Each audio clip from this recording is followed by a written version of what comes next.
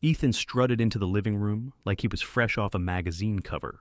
Tight black shirt, loafers that probably cost more than my mortgage payment, and some designer sunglasses still on, even though we were indoors. He dropped his Louis Vuitton duffel on the hardwood and spun around like he was expecting a standing ovation. "Guess who just got back from Milan, baby?" he announced, spreading his arms wide. Sarah choked on her drink and burst out laughing. I didn't blame her. He looked confused, grinning like an idiot. "What? You laughing at the hair? It's Euro style now. Got it done in Florence." I didn't move from the recliner, just stared. I glanced at Sarah, who looked like she was trying not to cry from holding in more laughter. She knew. Hell, we both knew. Ethan wasn't just bragging, he was confessing. Quick note, before we start, how's your day going and where are you joining from? My name's Mike. I'm 56 years old. I live in Columbus, Ohio. Been a project manager in construction for over 30 years. I build things. I solve problems. I pay attention to detail, something my ex-wife Denise never gave a damn about. Denise was all big dreams and no follow-through, always chasing some new venture. First it was skincare, then a podcast, then some personal branding guru on TikTok. Every time she'd say, "This one's it, Mike. I just need a little support," and I gave it, every damn time.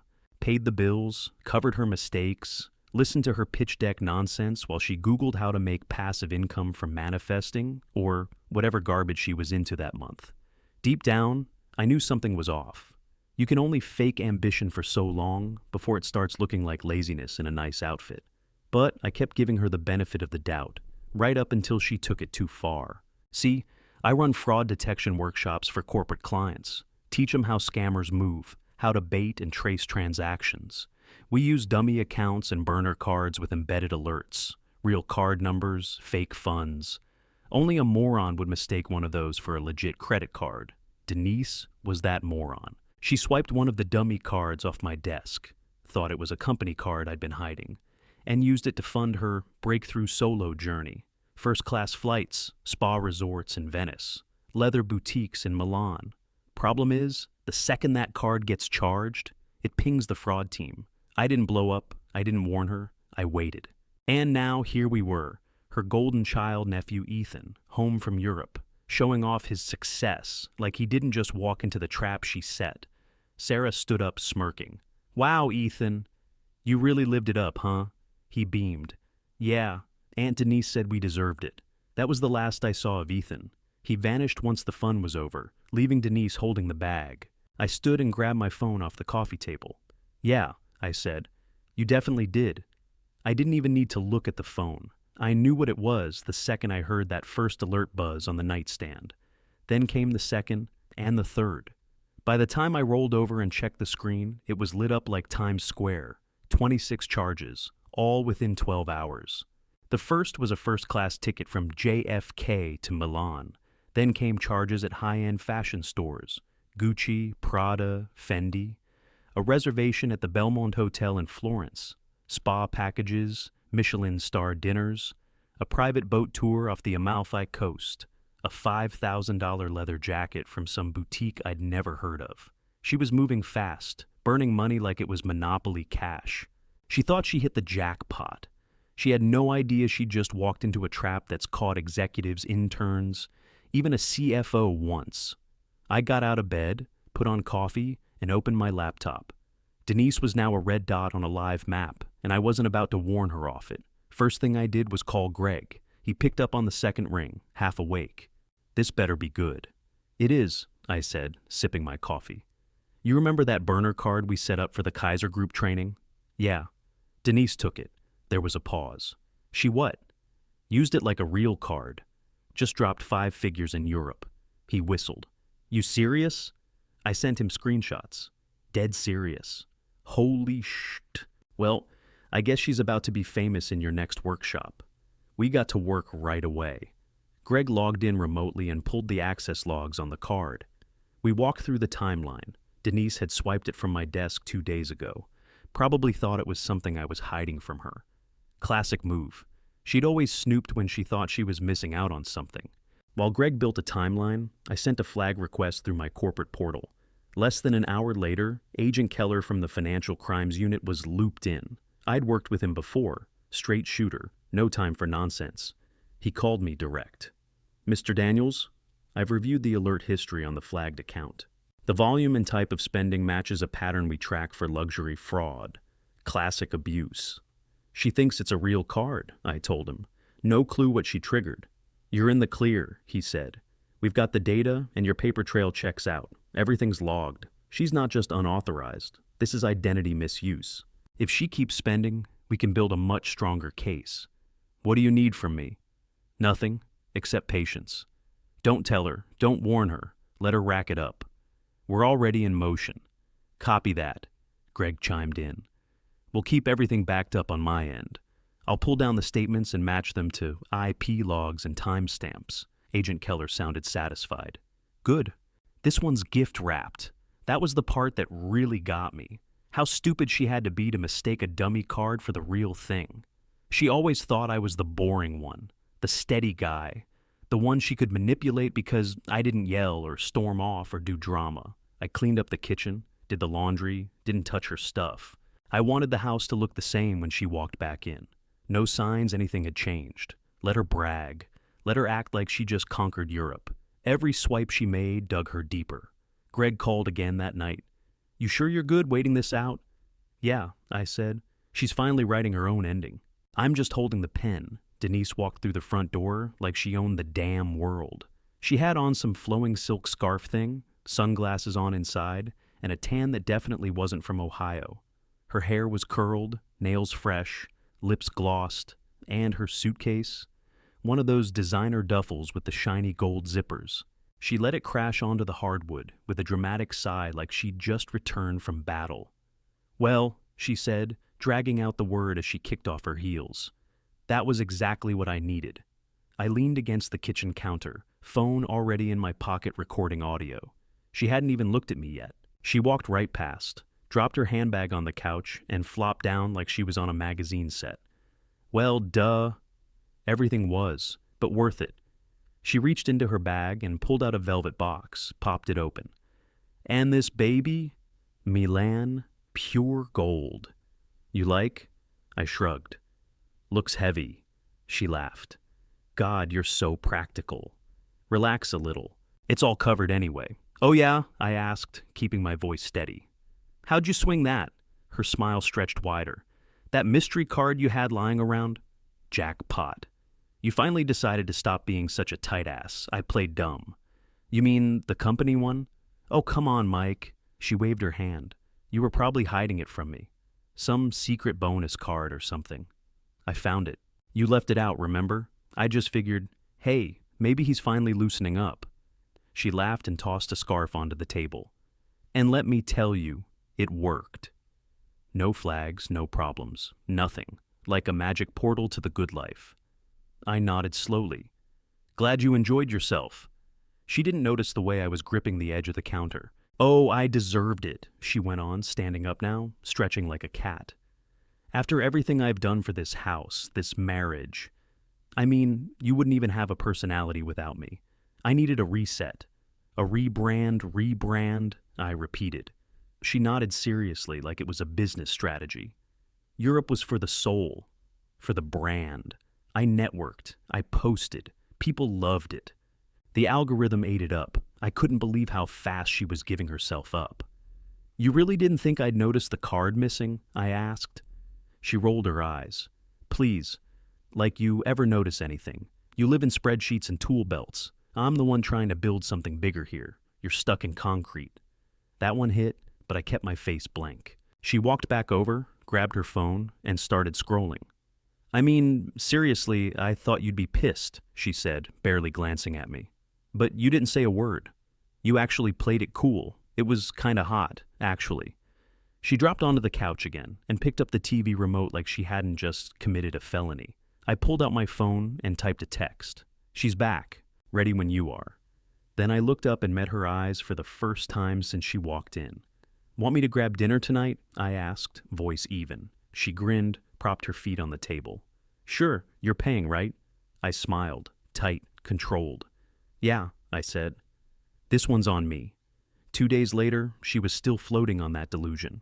Denise sat on the couch in her robe, legs crossed, scrolling through her phone like she was reviewing stock portfolios. Hair in a messy bun, some reality show playing in the background. The same perfume she bragged about in Rome filled the room, sweet, expensive, and choking. She looked up from her screen just long enough to say, "I think I'm going to launch a course. You know, help other women design their dream lives. What do you think?" From stressed to slayed. That sounds good, right? I didn't answer. I was across the room, coffee in hand, watching the driveway. Right on time, headlights hit the window. I didn't move. There was a knock at the front door, 3 sharp bangs. Denise looked over, confused. "Are you expecting someone?" I set my mug down and walked to the door, my heart steady as a drum beat. When I opened it, Agent Keller stood on the porch in a dark coat, badge already out. 2 officers flanked him, serious, silent. No sirens, no lights, just business. Keller gave me a quick nod. I stepped aside. "Come on in." He walked through like he'd done it 100 times, because he had. The officers followed, calm, controlled. Denise stood halfway up from the couch, her phone still in her hand. Excuse me?" Keller spoke firmly, no hesitation. "Denise Miller?" She blinked. "Yes?" "You're under investigation for multiple counts of credit card fraud and identity theft." Her jaw dropped. "What?" "Wait, hold on. What are you talking about?" One officer pulled out the cuffs. The other read her rights. She looked at me like I'd just smacked her across the face. "Mike, what is this?" I picked my coffee back up and took a sip. "Just let them do their job." No, this is a mistake," she shouted, backing up. "It wasn't fraud. It was a shared account. He gave me that card." Keller didn't flinch. "We've reviewed the logs, transaction flags, and voice recordings. You're not authorized on that account. You're liable." She turned to me, pleading now. "Mike, come on. You know I didn't mean anything by it. I thought we were fine. You didn't say anything." I shrugged. "You never asked." "Mike," her voice cracked. "You're really going to let them take me? I'm your wife. You should have thought of that before you bragged about stealing from me." Keller gave a signal, and the officers stepped forward. "No, wait! Please!" she cried, struggling as they grabbed her arms. "I was gonna pay it back." "Ma'am," one of them said calmly, "you need to stop resisting." They cuffed her right there in the middle of the living room. The robe she wore had little embroidered stars on it, a gift she once guilt-tripped me into buying during some other brand phase. She looked ridiculous. I didn't say another word, just watched as they walked her out. She was still shouting, still trying to spin it. "It was just a mistake. I thought it was ours. You can't do this to me." Keller stopped at the door and turned to me. "We'll be in touch for the full deposition." I nodded. "You know where to find me." He gave a short nod and followed them out. I closed the door behind them, locked it, and went back to my coffee, still warm. Greg showed up at my house 2 days later with a laptop bag, a binder, and that look on his face, the one he gets when he knows something's about to crash and burn hard. "Everything?" I asked. He nodded. "All logged." Keller's got the server files too, time-stamped, geo-tagged, matched to the transaction alerts. We sat at the kitchen table, same spot Denise used to sit and ramble about passive income while I paid the utility bills she forgot existed. Greg opened his laptop and pulled up the folders. "Here's the audio from the living room. She confirms she used the card, says you were finally loosening up, laughs about it being easy." I leaned back in my chair. She thought it was all one big joke. Keller joined us on Zoom. "Gentlemen," he said, giving us a nod, "we've wrapped the review." Her statement during interrogation? Total fiction. Said Mike gave verbal permission. Claimed the account was joint, Greg smirked. "But we've got receipts." Keller raised a hand. "Exactly. The recordings, the logs, the fact that the card was never linked to her name. I asked the real question. So, what happens to me in all this?" "Nothing," Keller said. "You're clean. No liability. Card protection's already kicked in. The charges are on her. Reimbursements handled." Greg leaned forward. "That includes fraud penalties, too. The bank's pursuing recovery from her directly." I nodded. "Good. I'm not paying a damn cent." The next few days were quiet, creepy quiet. I didn't hear from her, not directly. But the silence online said more than she ever could. Her Instagram wiped. No new posts, no stories. No reels of ocean views or espresso in crystal clear glasses. Just a blank grid and a profile pic that vanished overnight. One by one, her side hustle sponsors dropped her. That skincare brand she used to tag every 5 seconds posted a vague story about integrity and protecting the community. Even her empowerment podcast partner deleted their episodes. It was like watching a tower fall brick by brick. She tried calling. I didn't answer. Blocked her number after the 3rd attempt. Left the voicemails sitting there just to remind myself how pathetic she sounded without an audience. Greg texted me. She's scrambling. I replied, let her. Then one of our old mutual friends, Diane, bumped into me at the grocery store. She was always more Denise's friend than mine, but we'd been civil over the years. She walked up to my cart, lowered her sunglasses, and said, "He dumped her." I blinked. Who? The guy she was sneaking off with before the trip. Real estate guy from Worthington. Once he heard about the investigation, he bailed. I chuckled. She was never good at picking allies. She's crashing with her parents now, Diane added. Said something about rebuilding. Good luck to them. She's telling people it was a misunderstanding. I looked her dead in the eye. It wasn't. She nodded slowly, grabbed her salad kit, and walked off. By the end of the week, I got official word that the jewelry, bags, and high-end garbage she flaunted were being repossessed or frozen as evidence. That custom perfume, tagged and bagged. Even the flights, invalidated and clawed back from her travel points account. It was surgical. I watched a video she forgot to delete, one of her spinning around in a Florence hotel suite, talking about deserving luxury and how abundance finds those who are aligned. I saved it, for the record. I was sitting on the back porch with a cold beer, burger on the grill, just watching the smoke rise when my phone lit up with a number I didn't recognize. Area code was local, probably spam. I almost let it go to voicemail, but something told me to pick up. Hello? There was a pause, then her voice, soft, shaky. Mike, it's me. I didn't say anything. I know you probably don't want to hear from me, she said quickly. I get it. But I messed up. I wasn't thinking straight. I was in a bad place and I panicked. I took a slow breath, staring out at the yard. The garden beds were overgrown, but they were mine. You didn't panic, I said. You plotted. Come on, she whispered. It wasn't like that. It was exactly like that, Denise. You stole from me, lied to me, bragged about it like you deserved it. You didn't mess up. You made a move. You just didn't think I'd be smart enough to catch you. Silence. Then she tried a different tone, softer, warmer, familiar. I thought we were partners, she said. I thought you'd understand. I mean, yeah, I pushed too far, but I was trying to do something for us. You used to believe in me. I leaned back in my chair. Partners don't rob each other. Mike, we're done. And I hung up. No yelling, no dramatic send-off. Just one thumb on the screen and silence. The burger popped on the grill. A little too done on one side, but still good. 15 minutes later, Greg called. She took the deal, he said.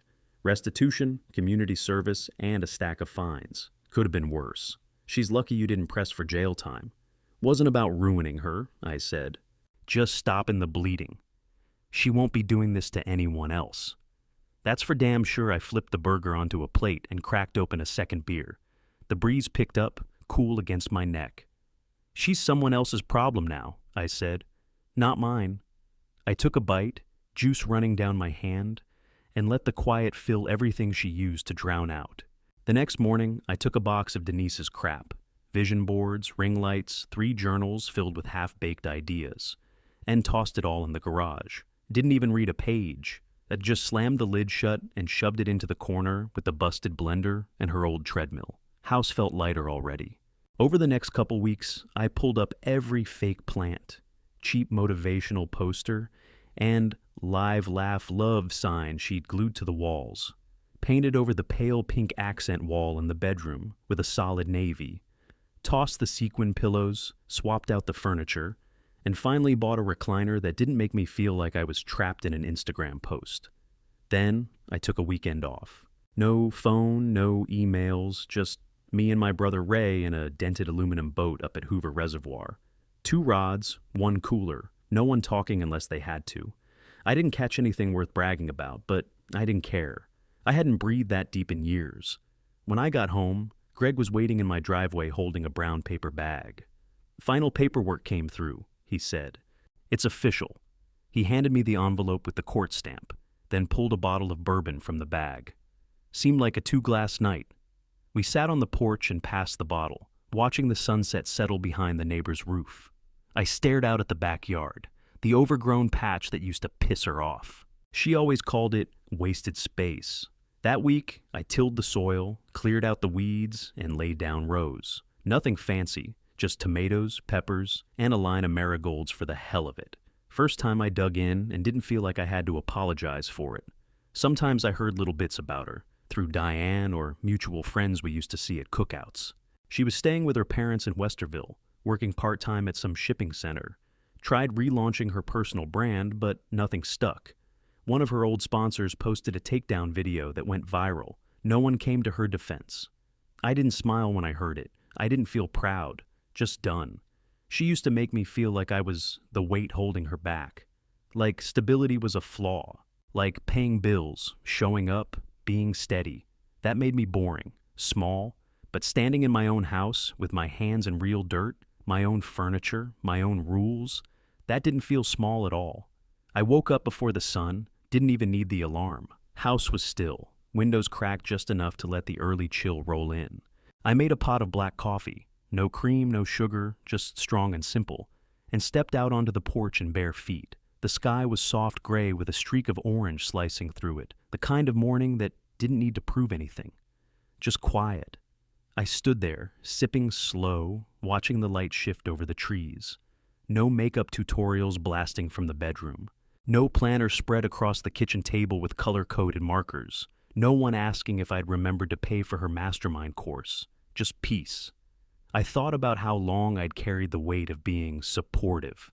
How many times I told myself her ambition just needed time to click. How many lies I let slide to keep the house calm. For years, I thought staying made me strong. But leaving, cutting it clean, that took guts I didn't know I had. My phone buzzed on the porch rail. It was Dave, heading out by 9. "You in?" He'd been inviting me up to his cabin for years. No signal, no neighbors, just a fire pit and the sound of rifles cracking through the trees. I'd always said no, always had a reason. Not anymore. "Yeah, I'm in." I grabbed my duffel, tossed in some thermals, my boots, a few cans of chili. Before heading out, I pulled the final court envelope from the kitchen drawer, the divorce decree. Signed, sealed, no appeals. I slipped it into a file with the rest. Receipts, documents, the fraud report. Labeled the folder closed and filed it in the cabinet. No more what-ifs, no more replays. I did what needed to be done. Outside, the truck was already packed. I walked through the house one last time, flipped off the lights, locked the back door, checked the windows. Everything clean, everything mine. I stepped onto the porch, bag slung over my shoulder, and turned back toward the house. It wasn't fancy.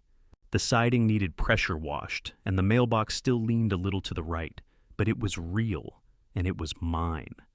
I smiled, not because everything was perfect, but because I didn't owe a single piece of it to anyone else. "Time to live my life my way," I muttered, climbing into the truck. The key turned, the engine fired up strong, and I drove.